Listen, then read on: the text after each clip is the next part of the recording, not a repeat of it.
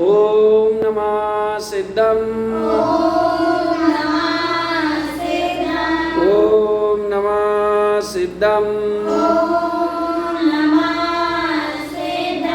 ओम नमः सिद्धम। वंदे श्री गुरु तारणम। वंदे श्री गुरु तारणम। वंदे श्री गुरु तारणम।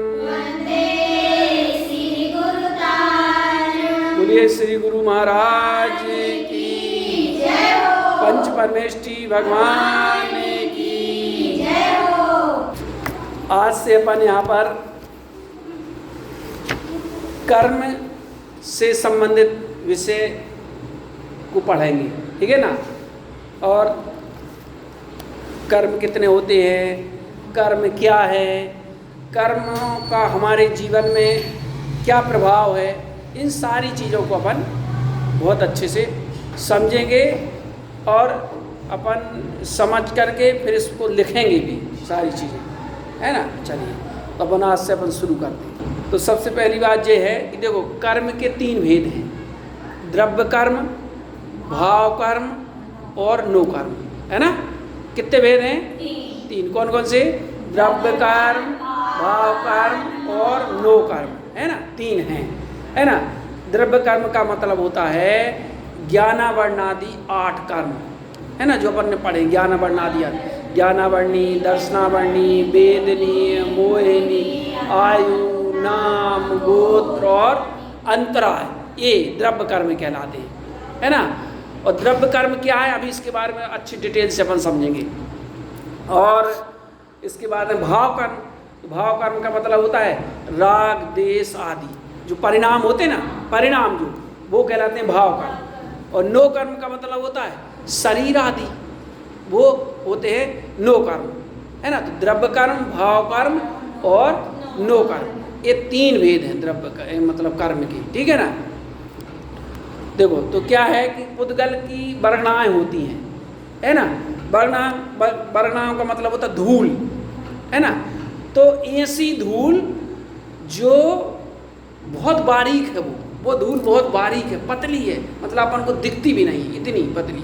वैसे तो ये धूल भी जो पतली रहती है अपन को नहीं दिखती, लेकिन वो धूल कर्म रूप में जो परिणत होने वाली धूल है, यानी पुद्गल की कारमाण वर्णाएं हैं, वे इतनी सूक्ष्म होती हैं जिनको कहते हैं कारमाण वर्णा, है ना। ऐसी 23 प्रकार की सूक्ष्म वर्णाएं हैं। कितनी हैं? 23 प्रकार की हैं।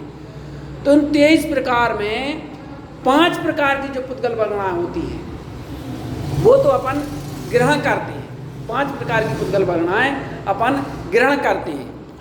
23 प्रकार की पुद्गल वर्णाएं होती हैं, है ना। तो 23 प्रकार की पुद्गल वर्णाओं में, वर्णा का मतलब होता क्या? धूल, है ना। पुद्गल वर्णा मतलब जितना जो सब दिख रहा है, जब पुद्गल है ना, जितना सब दिख रहा है वो सब पुद्गल है। और अब इसमें जो दिख रहा है वो पुद्गल है, तो जिसमें स्पर्श, रस, गंध, वर्ण पाया जाता है। अब जो इतना सूक्ष्म पुद्गल भी होता है जो अपन को नहीं दिखता, है ना, वो अपन को नहीं दिखता। जैसे कर्म, वर्णाएं, पुद्गल की वर्णाएं इनकी बहुत सूक्ष्म है ना। तो पुद्गल है, अर्थात स्पर्श, रस, गंध और वर्ण पाए जाते हैं, पुद्गल है ना। तो ये बहुत ही सूक्ष्म है, ये पुद्गल, है ना, वर्णाओं। तो 23 प्रकार की होती हैं। उन 23 प्रकार की पुद्गल वर्णाओं में 5 प्रकार की जो पुद्गल वर्णाएं हैं वो ग्राह्य पुद्गल वर्णाएं कहलाती हैं। तो शेष जो पुद्गल वर्णाएं हैं अभी अपन समान रूप से समझ रहे हैं, और विशेष तो बहुत है ना इसका वर्णन। और शेष जो 18 प्रकार की पुद्गल वर्णाएं हैं वो अग्राह्य पुद्गल वर्णाएं कहलाती है ना। अभी समझने के लिए, अभी तो अपन कर्मों के बारे से कहाँ से संबंध है कर्मों का, इसे थोड़ा पहले से अपन चर्चा कर रहे हैं, है ना। तो 5 प्रकार की होती है ग्राह्य और 18 प्रकार की होती है अग्राह्य। अग्राह्य का मतलब होता है जिसको ये जीव ग्रहण नहीं करेगा, वो अग्राह्य, है ना। और 5 प्रकार के जो जिसको ग्रहण करता है वो होता है ग्राह्य, है ना। तो अब विग्रह पुद्गल वर्णा है, आहार वर्णा, वचन वर्णा, मनोवर्णा है, और तेजस वर्णा और कारमान, है ना, 5 प्रकार की। तो 5 प्रकार की पुद्गल वर्णा जो है, तो कारमान वर्णा जो है ना, कारमान वर्णा का मतलब एक प्रकार जो कारमान वर्णा है उसका एक मतलब होता है कि वो कर्म रूप जो परिणत होती है वो कारमान वर्णा है ना। तो कारमान वर्णा का मतलब होता है कि जो कर्म रूप परिणत होने की जिसमें शक्ति पाई जाती है वो कारमान वर्णा होती है ना। तो देखो क्या होती है वो कारमान वर्णा, कि जो हम अपने जीवन में अच्छा बुरा जो कार्य करते हैं ना, तो उन अच्छा बुरे कार्य का निमित्त पाकर के वो पुद्गल वर्णाएं आती हैं और इस आत्मा के साथ संपृक्त हो जाती है। संपृक्त मतलब मिल जाती है, जुड़ जाती है ना, जुड़ जाती है, संबद्ध हो जाती है, मतलब जुड़ जाती है पुद्गल वर्णा अच्छी बुरी जो अपन कार्य करते हैं जुड़ जाती है। और फिर जब जुड़ जाती है तो वही फिर अपन को अच्छा बुरा फल देती है। अच्छा अपन करेंगे तो अच्छा फल मिलता है, बुरा करेंगे तो बुरा फल मिलता है, उनके देती है। जो ये मतलब वर्णनाएं है ना, ये जो फैली हुई है बहुत सूक्ष्म है, वही वर्णनाएं मतलब आके कर्म रूप में परिणत हो जाती है जाके, और ये पूरी यहाँ भरी हुई है। हाँ। ऐसा नहीं थोड़ी कुछ थोड़ी सी यहाँ बिल्कुल भरी हुई है, यानी आत्मा के इर्द गिर्द भी घूम रही है, एक क्षेत्र आगवा है ना, वो घूम रही है।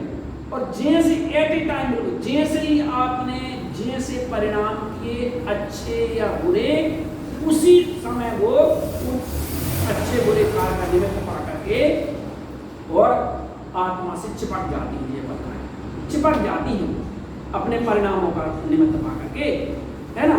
परिणाम मतलब भाव कर्म। तो अब देखो, तो भाव कर्म का एक द्रव्य कर्म, भाव कर्म और नो कर्म है ना। तो द्रव्य भाव कर्म का मतलब होता है कि जैसे ही अपन ने परिणाम किए, जैसे अपन ने भाव किए, अच्छे किए बुरे किए, है ना, अपन ने किसी को भला बुरा कहा, थोड़ी सी अपन गुस्सा कर लेते हैं, है ना, या किसी को भला बुरा कह देते हैं, या तेज गुस्सा भी करते हैं। तो जैसे तेज गुस्सा करेंगे या थोड़ी गुस्सा करेंगे या किसी परिणामों से, तो है ना, तो वैसे ही कर्म बनेंगे जिस रूप में करेंगे, और जिस रूप में अपन करेंगे उस रूप में बनेंगे। और जितनी तीव्रता से करेंगे उतनी तीव्रता से बंधेंगे। क्या मतलब? उतनी तीव्रता से बंधेंगे। अब वो सब कर्म बंधने के 4 कारण भी होते हैं, प्रकृति, विदेश, स्थिति, अनुभाग, वो तो दूसरा विषय है, लेकिन अपन कर्म में आना, इसलिए ज़्यादा डिटेल अपन नहीं कर रहे हैं, है ना। तो जैसे दूध और पानी एक में एक हो जाते हैं, लेकिन दूध दूध है और पानी पानी। ऐसा नहीं है कि जो है दूध पानी दूध बन गया, दूध पानी बन गया, ऐसा नहीं होता। अगर उसको कोई निकालना चाहे तो उसका प्रोसेस है, उस प्रोसेस से उस दूध से पानी को निकाला जा सकता है। निकाले ऐसे ही आत्मा से उन कर्मों को निकाला जा सकता है, उसका प्रोसेस है। उसका प्रोसेस क्या है?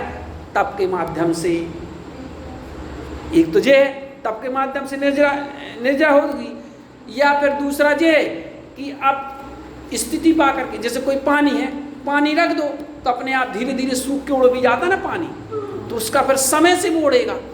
लेकिन अगर उस पानी को उबाल दो तुम तो वो जल्दी उड़ जाएगा, है ना।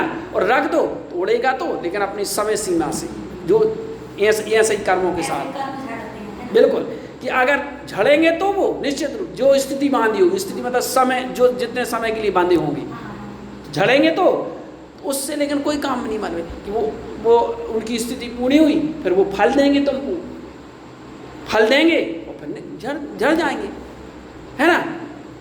तो लेकिन अगर अपन ने तप किया तो भले अपन ने बांधे, लेकिन तप के माध्यम से अपन सत्ता में पड़े, मतलब अपने जो पड़े ना, उदय आने के पहले ही अपन उसको झड़ा देंगे और वो भाग जाएंगे, अपन को फल भी नहीं देंगे।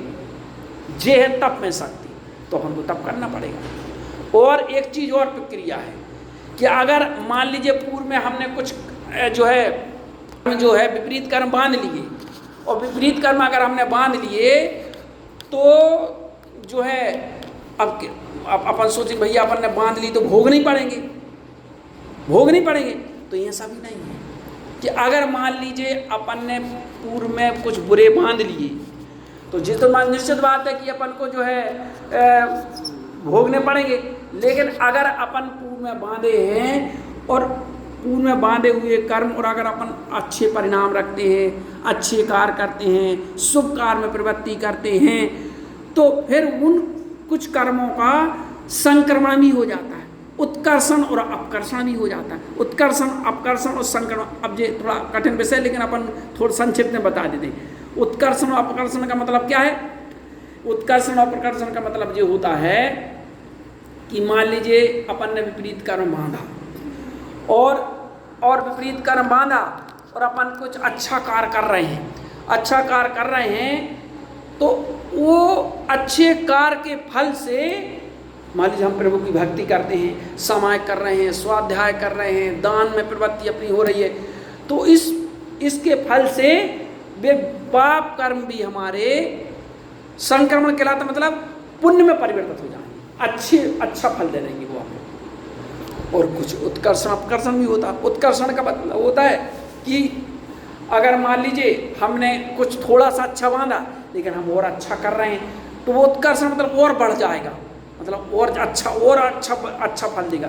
और मान लिया अपन ने पाप कर्म किए हैं और पाप फिर भी कर रहे हैं, तो पाप कर्म से बुरा फल मिलेगा, तो वो और ज़्यादा बढ़ जाएगा मतलब कि मान लीजिए थोड़ा सा हमें मान लो कांटा लगने का था और हम इतना कर मान लेकिन हम और बुरा कर रहे हैं, तो कांटे की जगह हमारा पैर ही कट जाएगा।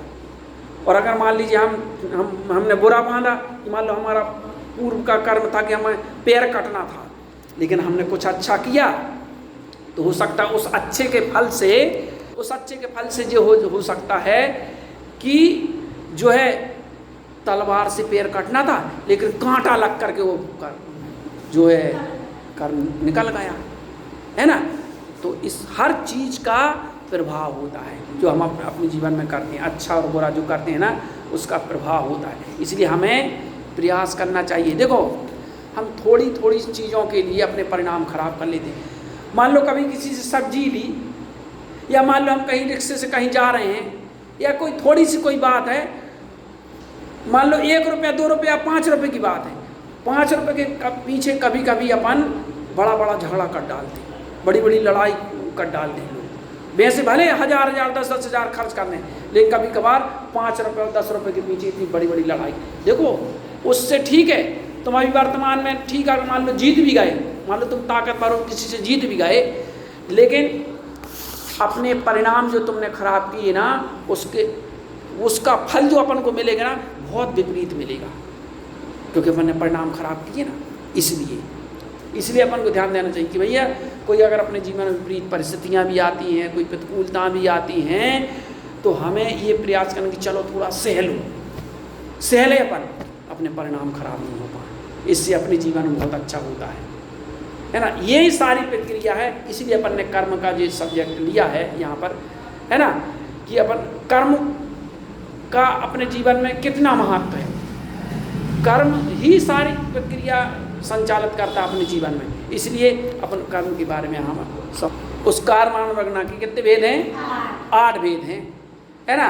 कौन कौन से भेद हैं? 8 अभी बताया था ना। ज्ञानावर्णी,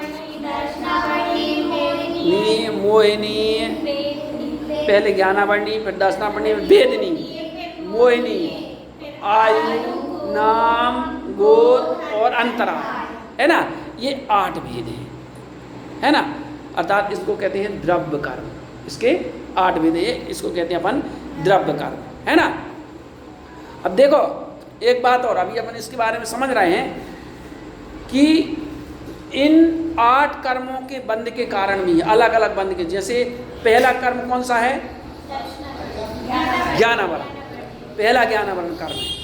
तो ज्ञानावरण कर्म का मतलब होता है कि जो कर्म हमारे ज्ञान को आवृत करता है, ढकता है, उसे कहते हैं ज्ञानावर्णी। प्रत्येक जीव के पास ज्ञान है ना, किसी के पास कम है, किसी के पास ज़्यादा है, और अनंत भगवान के केवल ज्ञान है, पूर्ण ज्ञान है उनको, क्योंकि उनके कर्म क्षय हो गया है, ज्ञानावर्णी कर्म का क्षय हो गया है ना, तो उनको केवल ज्ञान है। तो अब लेकिन यहाँ संसार में किसी के पास कम है, किसी के पास ज़्यादा है, किसी के पास बिल्कुल ही कम है, लेकिन है जरूर ज्ञान। ज्ञान का पूर्णताघात कर्म नहीं कर सकते। क्या कर्मों में इतनी शक्ति नहीं कि पूर्ण आवृत करते हैं, तो ज्ञान को आवृत मतलब किसी का क्षौभसम कम है, किसी का अधिक है, अर्थात इसके कारण क्या है, और किसी के पास कम है, किसी के पास ज़्यादा है ना। क्यों है? क्योंकि देखो इसके कर्म बंध के कारण होते हैं कुछ, है ना, जैसे ज्ञानावर्णी और दर्शनावर्णी कर्म के बंध के कारण क्या है, तो तत्वार सूत्र के 6वें अध्याय में 10वें नंबर का सूत्र है, तो उसमें आया है तत्प्रदोष निन्नव मात्सर्य, तत्प्रदोष निन्नव मात्सरंतराया साधनोपघाता ज्ञान दर्शनावर्णयु, ऐसा सूत्र आया है ना, कि प्रदोष निन्नव मात्सर्य अंतराय उपघात ये ज्ञानावर्णी और दर्शनावर्णी कर्म के कारण हैं। कैसे? कि प्रदोष का मतलब क्या होता है ना, अब कारण है कि प्रदोष निन्नव मात्सर्य अंतराय आसादन और उपघात, ये कारण है ज्ञानावर्णी और दर्शनावर्णी के कारण, है ना। तो प्रदोष का मतलब कोई पुरुष मोक्ष के साधन या तत्व ज्ञान का उपदेश करता हो तो मुख से कुछ न कहकर हृदय में उससे ईर्षा रखना। क्योंकि मान लो कोई पुरुष है, मनुष्य है, मोक्ष के साधन रूप तत्व ज्ञान का उपदेश करता हो तो क्या करना, मुख से तो कुछ नहीं कहना, लेकिन अंतरंग उससे ईर्षा करना। इससे क्या होता है, हमारे ज्ञानावर्णी कर्म का बंध होता है ना। निन्ना है भाई, अपने को शास्त्र का ज्ञान होते हुए भी और किसी को कोई पूछे तो भी यह कह देना कि हमें नहीं पता है, यानी छिपाना ज्ञान को, जे कहलाता निन्ना। ऐसे अलग अलग है, अभी बाद में अपन लिखवा देंगे, अभी आपको बताया है ना। तो क्या करना है कि ऐसा नहीं करना, अपने ज्ञान को छिपाना नहीं है। किसी कोई ज्ञान दे रहा है तो उससे ईर्षा नहीं करना है। किसी का कोई ज्ञान का अभ्यास कर रहा तो उसकी जो अंतराय नहीं डालना है, जब लिखवा देंगे बाद में, है ना, अंतराय नहीं डालना है। इससे क्या होगा, हमारे जीवन में ज्ञानावर्णी कर्म का बंध होगा, अर्थात हमारा ज्ञान ढकेगा, हमारे जीवन में ज्ञान कम हो जाएगा। प्रमाद नहीं करना, प्रमाद भी एक कारण होता है। ईर्षा नहीं करना, संक्लेश, ईर्षा करने से, संक्लेश करने से क्या होता है, ज्ञान कम होता है हमारा। इसलिए ये ज्ञानावर्णी कर्म के कारण। अब चलो अपने ऐसा करते हैं, चलो देखो, द्रव्य के 3 भेद हैं, कर्म के 3 भेद हैं, द्रव्य कर्म, भाव कर्म और नो कर्म। चलो एक बार और बोल रहे हैं, द्रव्य कर्म, भाव कर्म और नो कर्म, है ना, नो कर्म, ये 3 भेद लिख लिया सबने। लिखो द्रव्य कर्म, नीचे हेडिंग डालो द्रव्य कर्म, डैश लगा करके द्रव्य कर्म, ज्ञानावर्णादि 8 ऐसे लिख लो,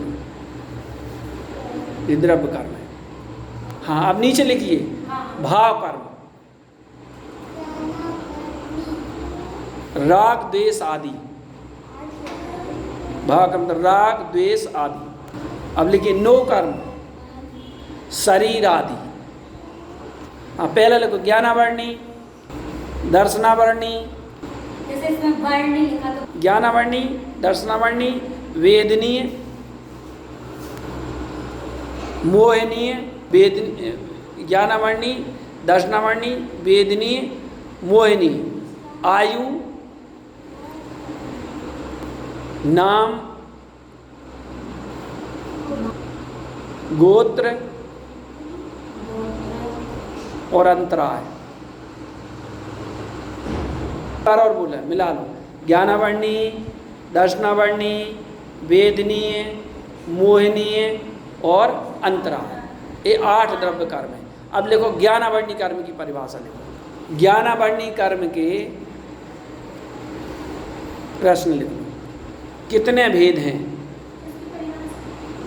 तो ज्ञानावरणी कर्म के कितने भेद हैं? प्रश्न है ना, आंसर लिखो। ज्ञानावरणी कर्म के 5 भेद हैं। पहला मति ज्ञानावरण, दूसरा श्रुत ज्ञानावरण,